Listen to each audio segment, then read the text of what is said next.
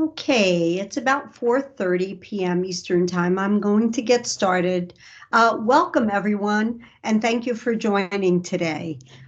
First of all, I'd like to welcome you to this week is Careers in Energy Week, and we're really excited about that. And welcome to the Energy Careers 2021. And this panel focused on the military and translating your skills into energy careers. And so I want to thank those veterans that are joining us today and transitioning service members. My name is Rosa Schmidt, and I'm with the Center for Energy Workforce Development and the Troops to Energy Jobs Initiative that we have at CEWD. Thanks again for joining.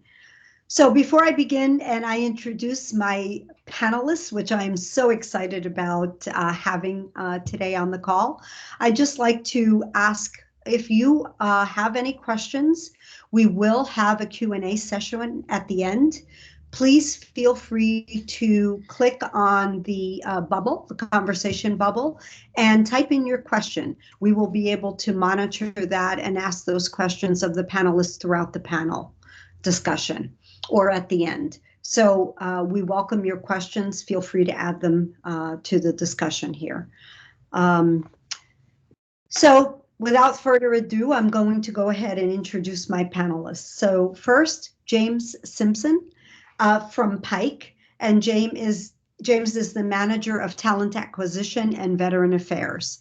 Welcome, James, and thank you for joining. Thank you. Matthew Wagner. He is a supervisor, plant operations, and vice chair of the Veterans Resource Group, Employee Resource Group at DTE Energy. Matt, thanks for joining. Thanks for having me. So first of all, I want to thank you for your service and for the tremendous job you do for the energy industry. So let's begin. Their bios can be found in the resource. So if you go back to the platform, click on Resources tab, and then go to Resources, and you'll find both of their bios. If I sit here and read it, we're going to take a lot of the time, and I'd rather not do that. I really want to focus on getting right into the meat of the discussion. So let's start by really understanding your background, what you did in the military, and what you do currently for the energy industry. James, I'm going to start with you. I know you were in the Marines, and now you do talent acquisition. Tell us your story. How did you get into the industry, and what did you do in the Marines? In the Marines, I was in the supply chain side of the world, so I was ordering parts and equipment, keeping inventories, allocating funds to units, things of that nature, and later did some instruction duties, and then I was a recruiter. And as far as, I joined for 4 years. I was going to go to college, and that was it. I was getting that 4 years of education money to go to school.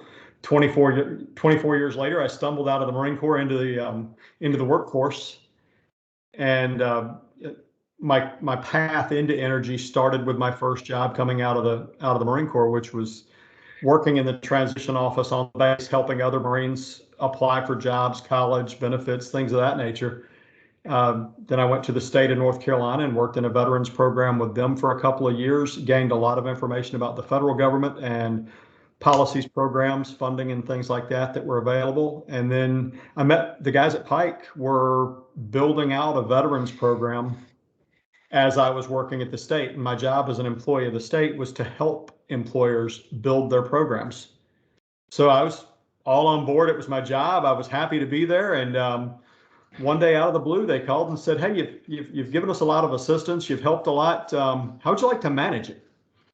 And caught me quite flat-footed, but it was a great experience and an opportunity. So my entry into energy was from helping people in the industry build out a program to recruit my peers. It's no looking back. It's been an incredible experience, and I'm looking forward to what comes next. That's great. Thanks, James. And you're tremendous in terms of the number, and you've brought in so many veterans into Pike over the past several years. Right? Yeah, We've gone up to right now we maintain a pretty steady 10%, and we're trying to grow our number of veteran employees beyond that. But we stay pretty solid at 10% right now. So And yeah, that, yeah, that's great. 100 That's the veterans a average year. for the industry, across the industry is about 10%. And I know that many companies that's their focus is how do we grow this number? So I'm going to turn it over now. Matt, let me go to you and ask you. You've got an interesting background. I think you were in the Navy, and you were a Navy reactor operator, but I don't think that's what you do right now. So can you share a little bit about your story and what you? No, so yeah, yeah, my route was a little circuitous into the civilian energy world.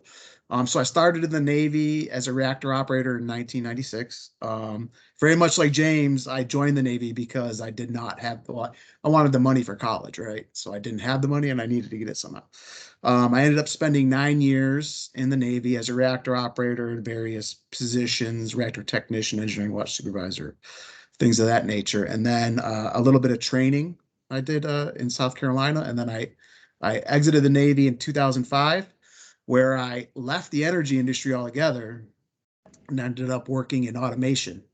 So within energy, aside from energy, right to the side of energy, right? So with switchgear substations, PLCs, relaying, stuff like that. That was a field engineer position, so it's quite a bit of travel. And then I went back to the energy industry, bid on quite a few jobs with DTE. It took me a little while to get back into energy, because at the time it was the recession, right? So once I got back into DTE, there's a significant need for competent personnel to accomplish those tasks within energy, and energy really just kind of meets at that intersection with military, integrity, trustworthiness, work ethic. All those things translate directly over to the energy industry. So it was a good fit for me. And I actually ended up working in a fossil fuel plant, a coal-fired plant. And I still work for that business unit now, but that business unit is changing drastically. We are moving very quickly towards gas and renewables, in a very fast manner. So there's a lot of opportunity and change right now. And I actually oversee some of the business unit activities around our asset maintenance programs, where I deal with mostly software now. So supporting those energy products with software and work management processes. So I feel like I bounce back and forth a little bit there, in and out of energy and around it. And it's been a really interesting time, and I've enjoyed my career so far. Let's say that. That's awesome. Matt, so it's interesting because I would have thought you would have been a nuclear reactor operator at a nuclear power plant. And here Yeah. you are. That's a good point, right? So yeah, so at DTE we do have a large nuclear facility, right? But that's like 90 minutes south of me, and I'm really not a commute kind of person. So I generally avoided it. Not that I wouldn't work in nuclear again. It just doesn't seem like the public has an appetite to expand it just yet, right? Not that they won't in the future. I have nothing against nuclear. I actually prefer nuclear. It's much cleaner, right? Working in a coal-fired fossil plant is very dirty. Gas is clean too. So yeah, I like the clean power plants. But your skills were transferable and to what you do today. Yeah, I would say my skills from the military were directly transferable into the energy industry. And I would say even more so, kind of the leadership and the work ethic you get from the military is much more desirable than just those technical skills, right? Yeah. So that's been my experience. Yeah. So let's talk about that, because you're talking about the culture of the energy industry. And I'm not a veteran, but I'm very passionate, and I know the skills that veterans bring to the table. And I'd love you to talk a little bit about that fit, both of you, to talk a little bit about the fit between the military. So James, you were in the Marines. Matt, you were in the Navy. Talk about the culture and the fit between what you did in the military and the culture of the military and the culture in the energy industry. So I'll open it up. I think for me, Pike is, we're a contractor. So we have a larger customer. Our customer is the big energy companies of the world, whether it's Duke, Dominion, so many others that are out there. Those customers kind of drive what we're going to do and how we're going to do it. But when you look at the military, from my perspective, there's the easy stuff. There's the teamwork. We work on small teams. When you look at my line crews that are out there doing the installs and building the infrastructure, they're often very similar to a military fire team. In the Marine Corps, you've got that 5-man fire team, and then you grow everything else based on that. So you just add those together to get bigger units. Safety, safety is obviously a focus in both places. The assessment that we do every morning when we come to a job site and they're getting ready to start work, that morning routine that they go through is exactly the same as the risk management process that we taught when I was a Marine. They identify the risks, they figure out ways to mitigate those risks and to make the workplace as safe as possible throughout the day. We're all mission oriented. I think that's a critical factor, is the mission orientation that any of the service members bring to the table and the mission accomplishment. Nobody stops in the middle of an operation in the Marine Corps and goes, "Oh, it's time for my break." You just push through. If it's lunchtime, but you're not done yet, you skip lunch. If it's time to go home at night, you work through until you finish it. Because your customers are depending on you. And in this case, my customers, the big energy company has a customer that's the local guy that lives next door to me or in the neighborhood. We're serving and supporting our communities just like we did in the military. So I feel that service and support piece comes out really strongly. Both have wide-ranging career opportunities and career paths that people can tap into, and they can grow and kind of design a path. As a supply chain person, I could have gone other directions. There was a contracting MOS that I could have gone into early on that was a direct tie-in to my MOS. Being an instructor, being the recruiter, the other pieces, they're just all those things that we can do. And I think that's where the tie with the industry is so strong, is there's so many different job opportunities. You can start as a lineman and end as a vice president.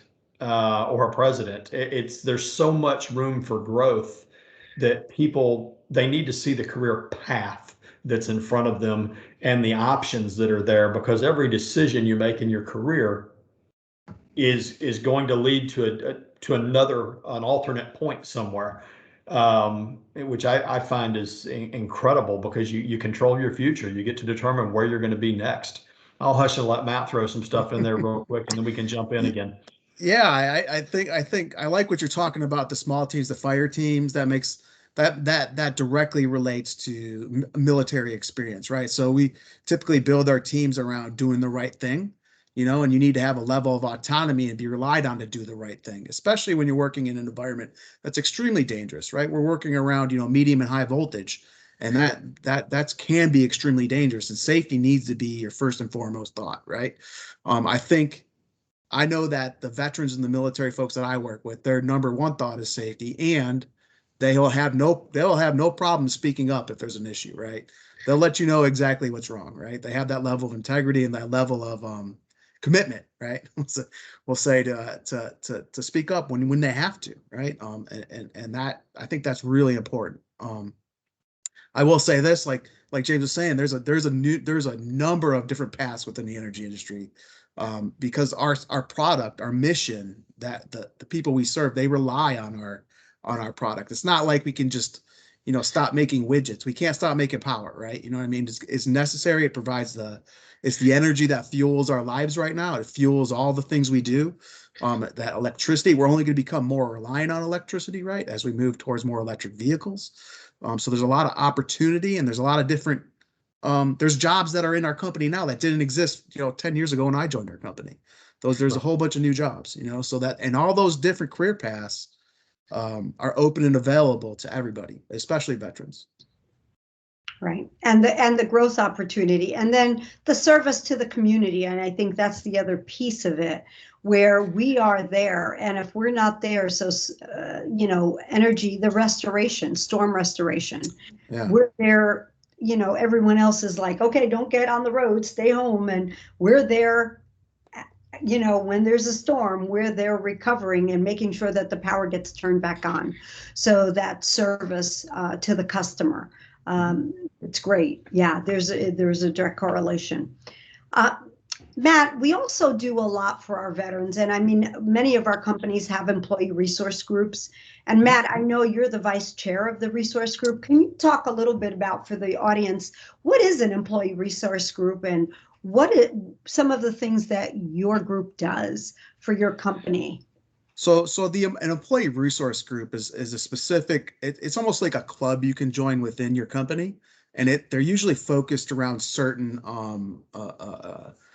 communities, right? So within the veterans group, that's a very specific community. We all have very shared experiences, and we really speak to veterans issues, and really like our vets group is Veterans Empowerment, Transition, and Support. That's our acronym, right? Vets. And we're focused on empowering the veterans in our group, through education benefits. We share resources across our social networks within the company.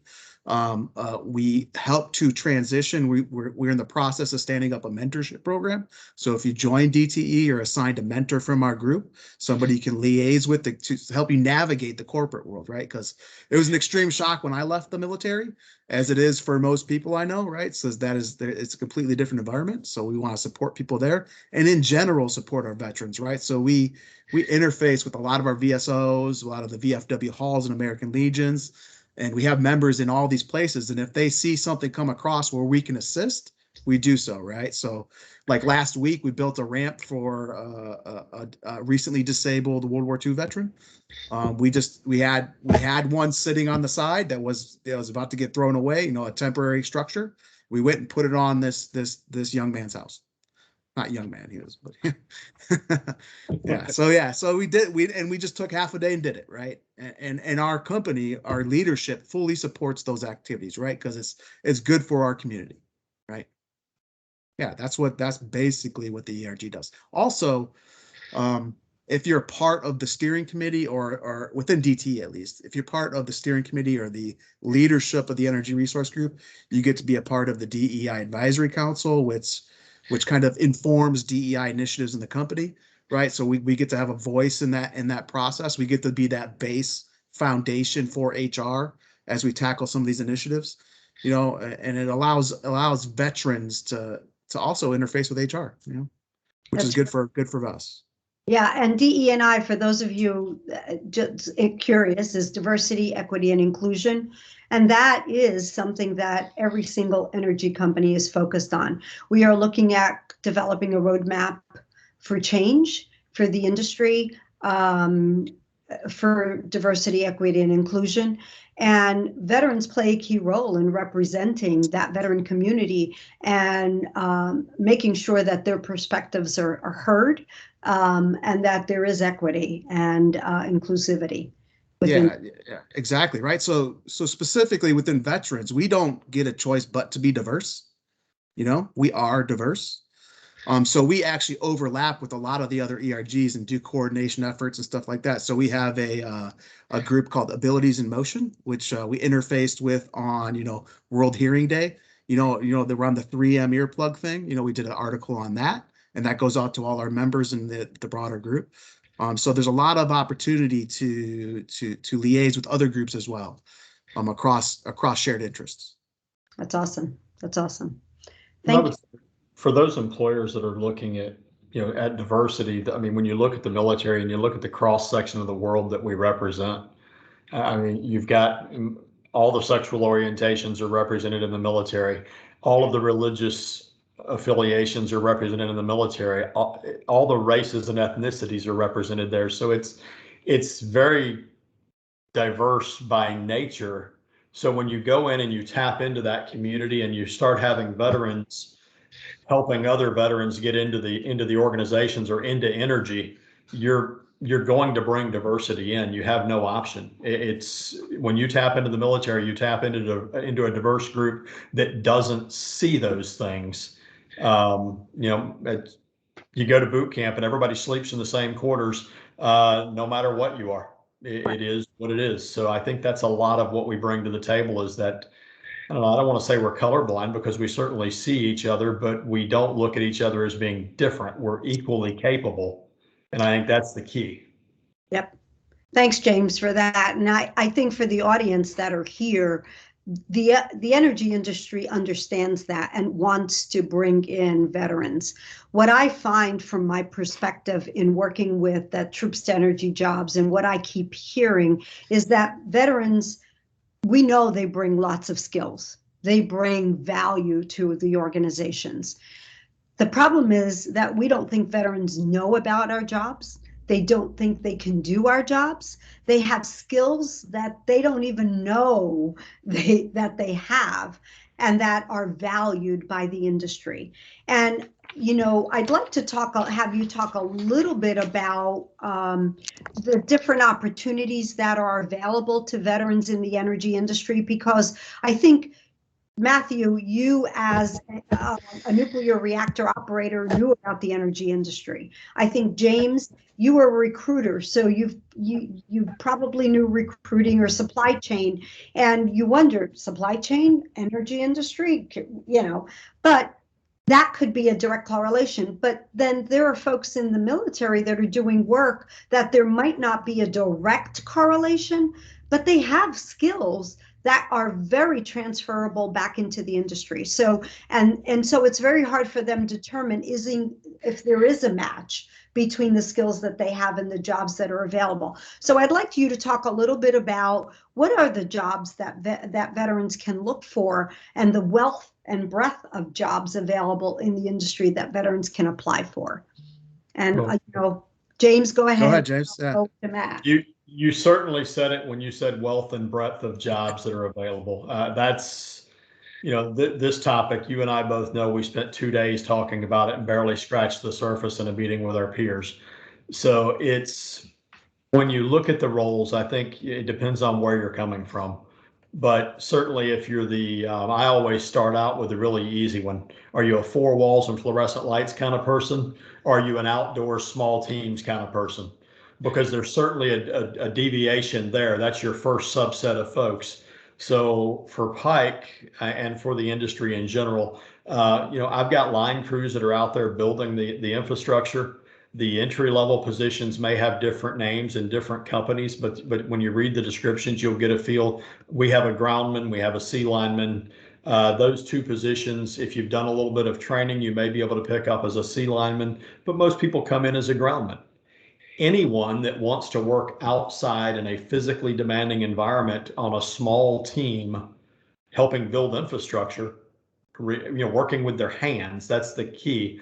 If you're that person, there's a fit for you on one of those crews. Certainly you can increase your opportunities potentially by going to a training course, or if you've got a license in the military, converting that driver's license that you've got in the military to a commercial driver's license before you transition out. Almost all of our crew related jobs have a requirement to obtain a CDL pretty quickly.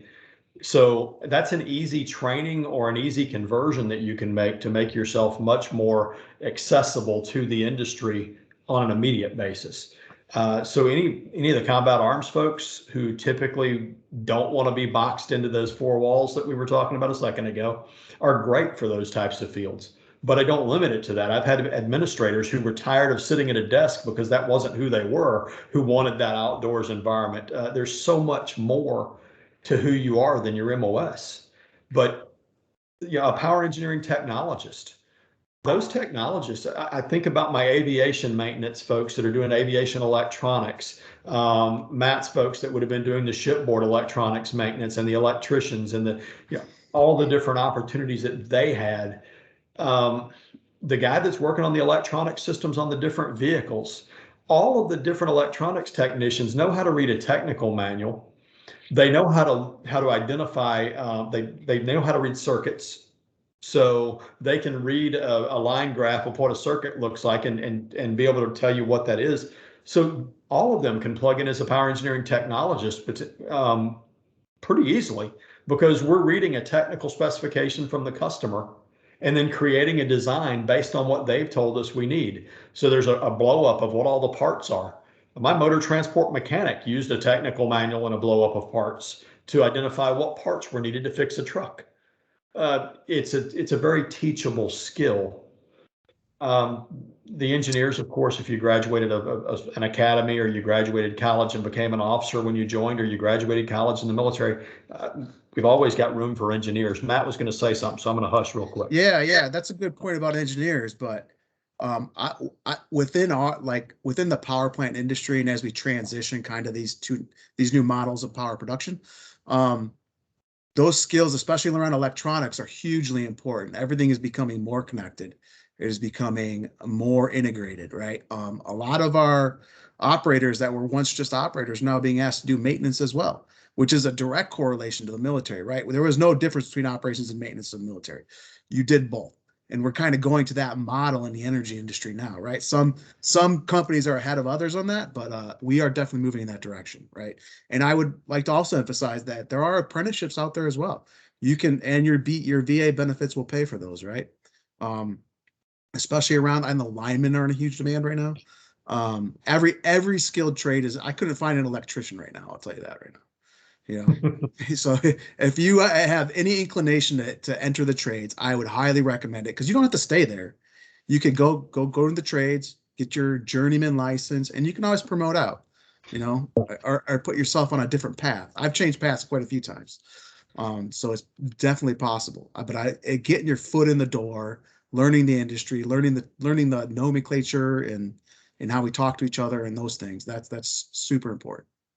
Right. Yeah. And I would add, I mean, for the distribution side of the house and for the engineering piece of it, and again, thinking that we're contractors, we're not making the energy, we're moving it around. Some DTE will make it. We're going to put it into your house or into your business. So looking at it from that perspective, one of my peers was on one of these calls previously, and he came from the utility side of the Marine Corps. So he was out in the field doing generator electricity, things like that, what I call electrical distribution by extension cord.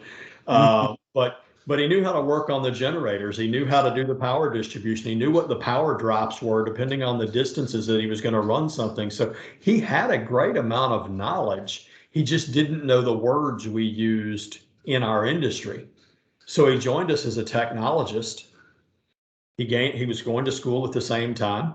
We taught him the language. He learned the lingo. He took all that operational knowledge and capability that he had from the military, applied it to his daily job. We very quickly made him a project manager. And today he's an operations manager. So a year from the last time you talked to him, he's now an operations manager, Rosa. So wow. When you look at those different opportunities to grow and to develop the skill sets, I would encourage people not to limit themselves. Look at what the job's asking for. I've used horrible analogies in the past about how to write your resume, but it really comes down to finding what the organization is asking for and figuring out if your capabilities match or not. It's like going on a dating site. If somebody says they like fast cars and they like to go to parties and things like that, then your profile needs to include that you like fast cars and like going to parties. On the energy side, it's, I want somebody that works safely. I want somebody that can work with their hands, that's good at working out in the elements on the construction side. On the engineering side, somebody that can read those technical manuals and identify those specifications and create the different diagrams and designs that we're going to use. But we're going to tell you in the job description what we want. Develop a network so that if you don't understand what we're saying in a job description, you've got somebody like myself, Matt, or somebody else to reach out to that is at one of those companies, and you say, hey, I'm on your job site. I noticed you've got these jobs. Can you tell me what this means? I think I know what it is, and I think I've done it. Can you confirm it? And then you can plug that into your resume. But don't limit yourself based on the industry. So many people walk past a table at a career fair because they don't know the company's name. My sign on my table at a career fair says Pike. And people go, huh, never heard of Pikes. Right past me. Wow. Meantime, I've got 10,000 employees in 30 states. I've got jobs in the gas sector, the electrical, the engineering, telecommunications. We're working on the renewable space. We're everywhere. And I've got all the background jobs, the back end that you would find in an Army or a Marine battalion or regimental headquarters, that headquarters platoon or company or battalion, whatever it happens to be. That headquarters unit has all of that support structure, your motor transport, your admin, your legal, all of those things. We have them too. There's no reason to ever walk past an energy company in an event and not engage them. There's a job. Yeah, that's a great point. I really like what you said about having to match up your skills with what the company's asking for, because I don't know how many times that I struggled with that when I first got out of the Navy, was just trying to find something that matched my skills and not and really tailor my resume to what they were asking for, right? That's critically important. I've got a booklet full of rejection letters where I didn't do that very well. Yeah, me too. So you learned. So just a tip for everybody that's in the audience: the Troops to Energy Jobs site has an MOS translator. And if you click on that and you find your MOS, it actually tells you what jobs in the industry in general you can match up. Secondly, we also have a job posting site on Troops to Energy Jobs where you can actually enter your MOS, and all of the energy company jobs that are available that align to that MOS show up. And so you'll be able to go through them, and you can sort it by state, by city, and do I want to work here in this city within a 25-mile radius of this city where I live, and it will show you all the jobs that are available that align to that MOS. And lastly, I just want to mention, we also have, in addition to the recruiters that James mentioned, which we have a veterans registration site where you can register, upload your resume. We have a listing of all the military recruiters that you can reach out directly to and ask a specific question. And they are all veterans, so they can answer your question more specifically. But we have a virtual coach that we have on our site. You can click on, send an email, and within 24 hours, he is a veteran. He's also worked in the industry, and he can provide you, review your resume, provide you with mock interviews and help you with those, but also go through your resume to see what jobs and help you do that link to say, this is what I did in the military. Here's the skills I have. How does it align here? And do that translation for you. So well, that's a great point, Rosa, because I mean, the veteran that I referred over yesterday, I don't have anything in Idaho where he's transitioning into.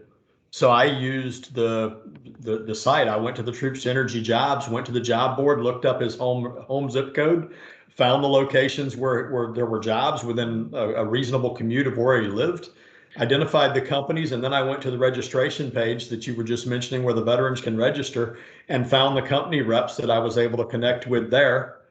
And then, of course, forwarded them to you as well so that you could make the connections internally. But he's already got at least 2 contacts based on that email that we did, and it was all based on tools that are right there at the Troops to Energy Jobs page. So I mean, we as an industry, and CEWD and Troops to Energy specifically, we're working hard to make sure that all the tools are there if you'll just go look at them and use them appropriately. I'd add that roadmap that you've got on the site is worth its weight in gold. In the military, all of our job paths had we had a roadmap. In the Marine Corps, they actually called it an MOS roadmap.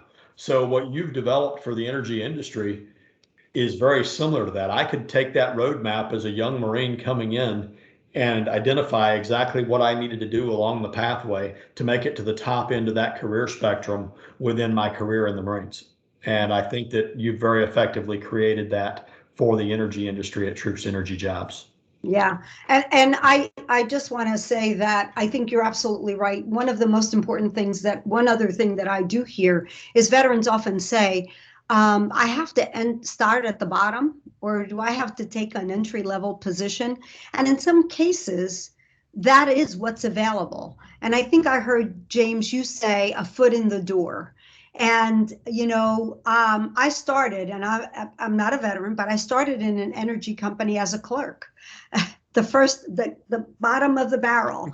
And I ended up in a senior level position, and they paid for my education. They trained me. I was able to get to that position, and never a dull moment, always challenged, always growing, always learning. So the energy industry offers that opportunity, and you have to just get a foot in the door. Once you get in, and sure, you might be starting here, but factor in overtime, factor in. So if you're looking at the pay scale, sometimes they're saying, well, it's just entry level. I don't know, but there's overtime. There's growth opportunities, and there's promotions every 6 months. You're getting increases, and then what happens? There's an opportunity to move from here to there. So talk a little bit about those opportunities and maybe what veterans could look forward to. Yeah, so I know within DTE, typically when you hire in, there's a 1-year bid restriction on your job. So you'd have to stay in that position for a year. But then once that bid restriction's up, you can transfer anywhere, for any opening that comes available, right? We are a union company, so we work pretty tightly with the utility union, the Utility Workers Union of America, right? So UWUA 223, and then of course our local IBEWs. So you can also go through the union, and those jobs are continuously posted. We do batch hires, right? So specifically for like linemen, we just started doing apprenticeships again, and those apprenticeships do qualify for VA benefits.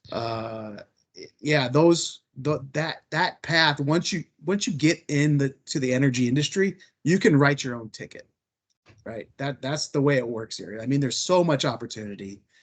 Things are changing so rapidly that you can do whatever you want. The sky's really the limit. It's up to you what you want to do. And Matt, those apprenticeships, so you get hired, you learn and earn. So you get hired, you're getting paid, and guess what? They're teaching you. Yeah, You're that's true. learning Yeah. the job. Yeah, and you're going to see more of that because of our lack of skilled trades, really, right? Our lack of access to skilled peoples, right?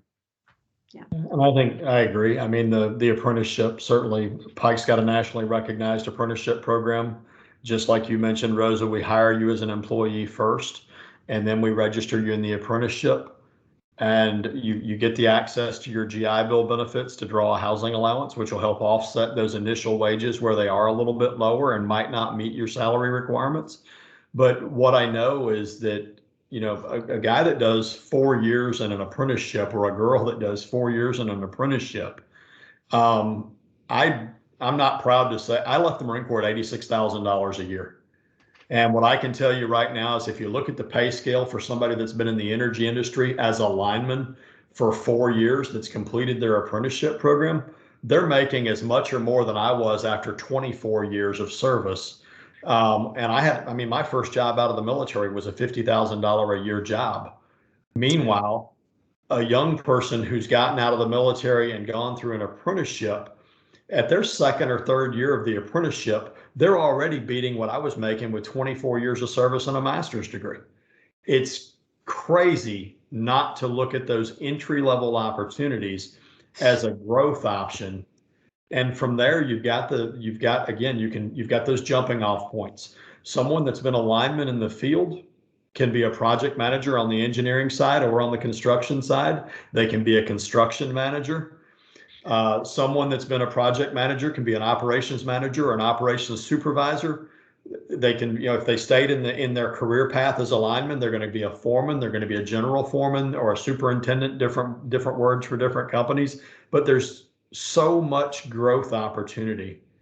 You just have to take that few minutes to step back and assess what you're going to give up for a year in order to gain the world over the next several. Well worth the sacrifice. I absolutely agree. Yeah. Great. Thank you for that. And that's exactly, and I think that's exactly what they need to hear, because the industry is amazing. I grew up in the industry and I've never regretted a minute of it, even coming in as a clerk. So thank you for that. And I guess it's getting close to the wrap-up time. So I'd like to ask one more thing. If you had a piece of advice that you wanted to give to our veterans or transitioning service members or military spouses that might be on listening, what is one piece of advice, and maybe two, that you have and suggest? So who would like to go first? I'll go first. Yeah. So I'm from Detroit, right? I was born in Detroit, raised in Detroit. My dad told me one thing. He said, never work in the automotive industry. That's how I ended up in energy. And he was absolutely right. And the second thing I'd like to emphasize is those benefits that you've earned in the military, they're yours. Don't let them go. If you have the GI Bill, use it. All of those benefits you've earned over above and beyond what they're worth. Use them. Don't. I've heard veterans say, somebody else, may need that, whatever. No, that's your benefit. You use it. It's there. Go get it. Don't let it lapse. Right. 100% agree with everything you just said. That's phenomenal advice. I would also say never stop learning. Rosa, you mentioned it, and it's something that I know we offer. Different companies have their own educational programs internally for you to be able to grow and develop. If you've got a career path in mind and you see it in front of you, but you don't think you're there yet, start taking the courses and start developing. Let your company know what you're trying to do and see if there's a benefit for you there. I'm trying to think of the right way to say it. So often geography becomes a limiting factor. A couple of miles here or there, and somebody chooses not to look at a job, or they change their mind. So many opportunities I've had in the time that I've been out of the military. I retired in 2012. My second job out of the military was posted to be in Raleigh, but they knew they couldn't match anything that I was getting as far as being a federal employee. And they looked at it and they said, well, what if we made it where you didn't have to move to Raleigh? Would you take the job? I'm like, sure. So the job was posted for Raleigh. A bunch of people internally didn't apply for the job because they didn't think that they didn't want to move to Raleigh. I'm the guy from outside going, let's see what happens. I would have moved had they asked, but it was a much better option for me to be able to stay put and stay where I was and work out of one of their local facilities instead of having to move to their headquarters. When I joined on, certainly Pike's got travel opportunities. So I've got linemen that are traveling from different states all over the country to do the work. We take care of them during the week. They go home on the weekend, or in some cases they stay longer terms, but that's a choice that they make. There's just look at the opportunities that are in front of you and take advantage of everything that's there. Don't let pre-imposed notions prevent you from growth. I don't know, what I used to tell my Marines was that we're all born with blinders on, and it's based on our environment that we grow up in. And through our exposures in life, we see more and more as we get older and grow more. And for me, I grew up in a construction trades family. I didn't think I'd ever be back in that business because I saw, we were hungry in the winter and we were super rich during the summer. It was great, but it was a big ebb and flow a lot of times. So I look at that. The things I learned there make me a good recruiter in this industry today. And I should have mentioned that in the resume piece, but that's another part, is don't forget all of the life experiences that you bring to the table. When you're describing who you are in that resume or that application, don't forget driving a tractor on grandpa's farm as a 14-year-old and baling hay and all of those physical work type things that you did that can relate back to the type of work ethic and the things that we do in this industry. I don't drive a tractor, but we've got backhoes, we've got dozers, we've got there's a lot of places where you can use those skills. Don't forget those. Great. Some great points, gentlemen. I think it's amazing the opportunities in the energy industry. And even if you come into, and I've known veterans that have come into one job and said, that's not really what I want to do forever, but I'm willing to sacrifice and be here because I'm getting a foot in the door. And now I'm going back to school and they're going to pay for my tuition, and I'm going to be able to then move into these positions within that company. And many folks have been in companies for 20 years. You can be in an energy company or a contractor for an energy company for 20 years and have 4 different careers and do 4 completely different jobs, or 5 or 6, right? Absolutely. Two employees in the last year have retired at 45 and 50 years each. Absolutely phenomenal, but they started at one place and over time they grew and developed into other roles. Mhm. A lot of our operational roles require that you came from the field side first and know what they're doing out there in the field side before you can lead the other pieces. That's another part of what we do. That's great. Good. Well, thank you very much, both of you. Thank you, Matt, for your wisdom, and James for your wisdom. Both of you are amazing. Thank you for your service. Please, folks, if you've go to Troops to Energy Jobs. I know James is listed there. Matt, I'm not sure that you're listed, but we'll get you listed out there. Please reach out, go to Troops to Energy Jobs, check out all the great material that we have. Contact our veteran virtual coach and reach out to him. He's glad to be of assistance. This recording is going to be available till the 29th of October. So if you want to come back, or if you want to have somebody else register and listen to the recording that you feel as a veteran that might be value and benefit from listening in, please forward the link for them to register and have them listen in. And it will be available until the 29th of October. All right. Thank you both for taking the time to be here with us and sharing your wisdom. And feel free to go back to our exhibit hall. We're still going to be around for another half hour or so.